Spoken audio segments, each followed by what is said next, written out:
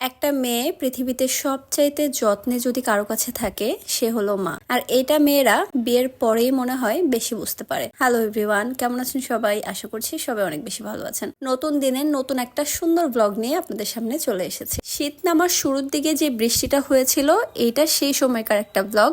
আমি আসলে ছাড়তে অনেক বেশি লেট করে ফেলেছি। বাহিরে প্রচুর ঝড় বৃষ্টি হচ্ছিল। আমাদের বাসার জানালা থেকে কি সুন্দর একটা দৃশ্য দেখা যাচ্ছিল। দেন সন্ধ্যাবেলা আম্মু আমাকে জোর করে মাথায় তেল দিয়ে দিচ্ছিল, এই একটা জিনিস যেটা আমার অনেক বেশি অপছন্দের। আমি মাথায় তেল দিতেই পারি না, আমার মনে হয় আমার পুরো শরীরে তেল দিয়ে দিছে কেউ, এরকম অস্বস্তি লাগে। আচ্ছা, এরকম কি আপনাদের কারোর সাথে হয়? তাহলে অবশ্যই জানাবেন। তো আম্মু আমাকে এখানে আসলে বলা যায় এক প্রকার ধরে বেঁধে হচ্ছে মাথায় তেল দিয়ে দিচ্ছে। তারপর মামা নিয়ে আসছে, মামা হচ্ছে ফুচকা কিনে দিছে, তো ফুচকা নিয়ে আসছে অনেকগুলা, সবাই মিলে খাবো। এখানে আমি ভিডিও করতেছিলাম, আচমকা মামানি হচ্ছে ভয় পেয়ে গেছে, মানে সে বুঝেই নাই যে আমি ভিডিও করতেছিলাম। মামানি আসলে ভাবছে যে কি না কি হয়েছে, মানে আমার মামা তো ভাই আর কি হুট করে বলছে, এই জন্য আর কি এই রিয়াকশনটা ছিল। তারপর আম্মু রাতের বেলা হচ্ছে এক বোল ভাত মাখায় আমাদের 3 বোনকে হচ্ছে খাওয়াই দিতেছিল।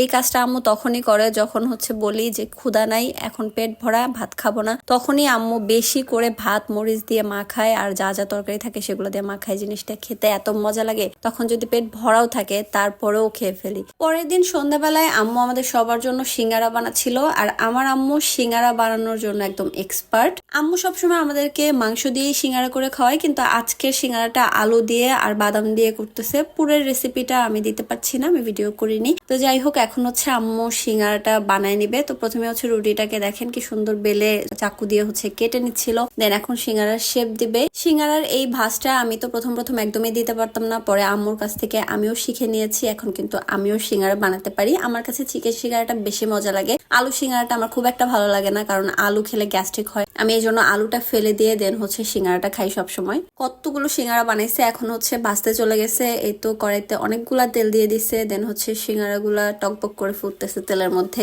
ইস, দেখতেই যে কি সুন্দর লাগতেছে, খেতেও অনেক মজা হয় এই সিঙ্গারাটা। সিঙ্গারার রেসিপি আমি আমার পেজে অনেকবার দিয়েছি, এই জন্য আর চিন্তা করলাম না দেই, কারণ এতবার দিয়ে ফেলেছি। তো এই তো সিঙ্গারা গুলা কিন্তু ভেজে নেওয়াই শেষ। এখন হচ্ছে আম্মু আমাদের সামনে ঠিক এইভাবে হাজির করে দিল। দেখেন এই আদরটা কি অন্য কোথাও পাওয়া যাবে? তো এখানে আমি আর আম্মু মিলে না একটা ফানি ভিডিও বানাচ্ছিলাম, যে ভিডিওটা অলরেডি আমার পেজে আপলোডও করে দিয়েছি। কেউ যদি না দেখেন তাহলে প্লিজ দেখে নিন এন্ড জানাবেন ভিডিওটা কেমন হয়েছে।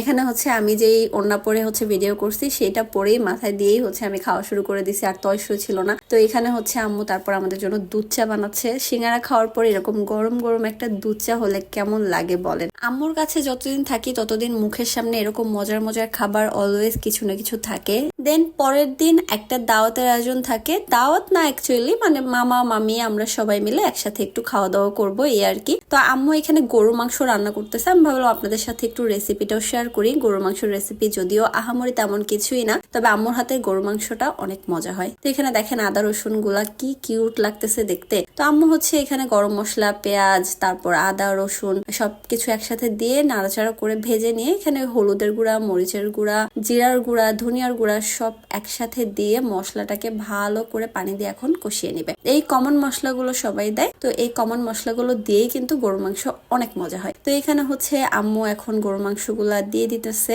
পাশের চুলায় পাঙ্গাস মাছের ভুনা হচ্ছিল, যেটা কিনা আমাদের বাসায় সবাই পছন্দ করে, যার জন্য আম্মু পাঙ্গাস মাছের ভুনাটাই রেখেছে।